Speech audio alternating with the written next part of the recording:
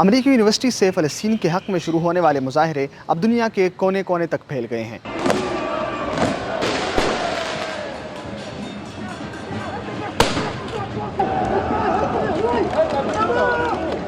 یہ مظاہرے اب ایک باقاعدہ عالمی تحریک کی صورت اختیار کر گئے ہیں۔ گزشتہ سال نومبر کے مہینے میں امریکی دارالحکومت واشنگٹن میں ایک تاریخی احتجاج ہوا تھا۔ اس احتجاج میں تقریباً 5 لاکھ افراد نے شرکت کی تھی، مگر اب کی بار طلبہ کی اس تحریک کے اندر واشنگٹن کی یونیورسٹیز بھی شامل ہو گئی ہیں، جبکہ امریکہ کی دیگر جامعات میں بھی یہ احتجاجی مظاہرے دھرنوں کی صورت اختیار کر گئے ہیں۔ طلبہ پر امریکی حکومت کی جانب سے لاٹھی چارج اور تشدد کے بعد ان مظاہروں میں طلبہ کے والدین بھی شامل ہو چکے ہیں، جبکہ بڑی تعداد میں اساتذہ کو بھی گرفتار کیا جا رہا ہے۔ دوسری جانب یہ مظاہرے امریکہ سے نکل کر یورپ تک پھیل گئے ہیں، جبکہ ایشیا میں بھی We Are One سلوگن کے تحت تحریک کا آغاز کر دیا گیا ہے، اور ان کا ایک ہی مطالبہ ہے کہ غزہ کے اندر فوری طور پر جنگ بندی کی جائے اور امریکہ صہیونیوں کی پشت پناہی سے باز آ جائے۔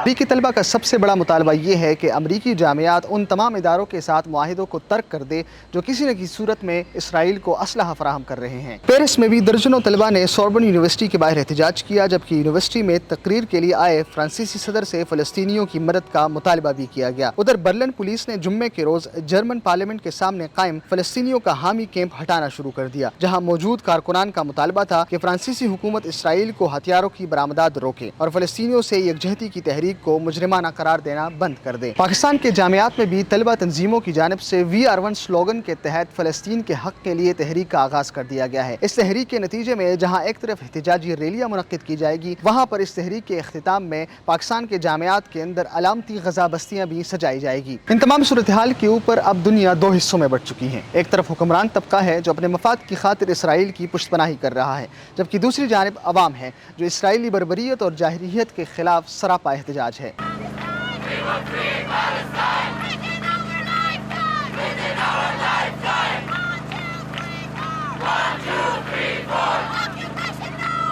Occupation no more!